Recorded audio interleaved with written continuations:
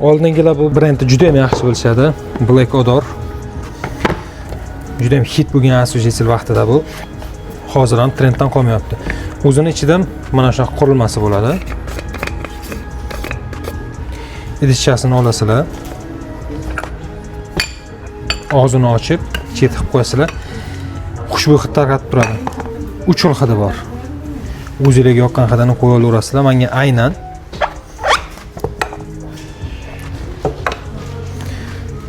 mana bu hid yoqadi.